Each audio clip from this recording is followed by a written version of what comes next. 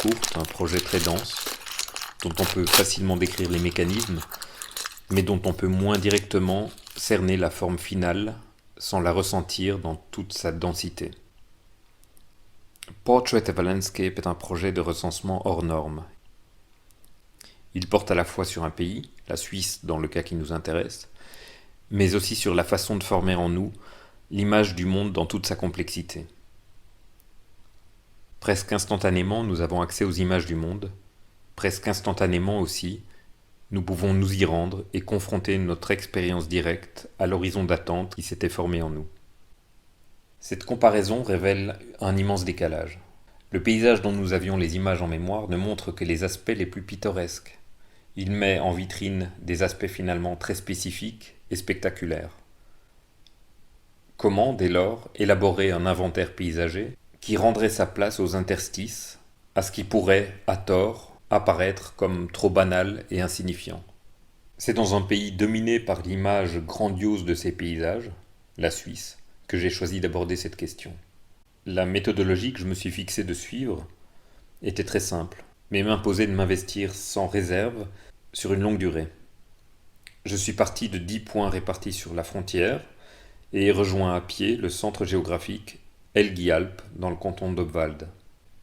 Ces 10 trajectoires me donneraient l'occasion d'arpenter des lieux extrêmement variés, répartis sur tout le territoire. En toute saison, je réaliserai un plan fixe vidéo d'1 minute pour chaque kilomètre parcouru. Cette vue représente la répartition de mes marches au cours de 112 jours.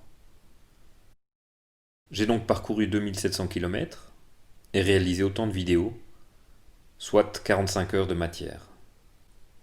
Toutes ces vidéos sont archivées et méthodiquement décrites dans une vaste base de données qui reprend les numéros de la vidéo, la date, la saison, l'altitude, le canton, le village ou le lieu dit, les typologies architecturales et paysagères filmées, et encore d'autres détails techniques. Comment ensuite restituer toute cette matière, et surtout en restituer l'étonnante diversité? Pour les expositions, j'ai choisi de travailler sur un grand nombre d'écrans, 72. Chacun d'entre eux diffuserait successivement donc 37 vidéos d'1 minute. J'ai ensuite conçu un algorithme qui me permet d'assurer le plus de diversité possible lorsque je présente simultanément 72 vidéos. Au bout du compte, j'obtiens donc une partition qui me permet de réaliser le montage sur chacun de mes 72 écrans. Pour l'installation, chacun de ces écrans diffuse 37 minutes de film, et cette même logique est conservée dans le livre. 37 cahiers regroupent chaque fois 72 images. Il était fondamental pour moi que le livre ne soit pas un objet statique, incapable de retranscrire l'intérêt des vidéos. C'est pour cette raison que ce projet éditorial particulier comprend également une application de reconnaissance optique qui permet, à partir d'une tablette ou d'un portable, de scanner les pages pour accéder à plusieurs centaines de vidéos et de se reconnecter au réel. C'est un livre dans lequel il faut retrouver le plaisir de se perdre, de découvrir, de prendre des détours, de se laisser surprendre.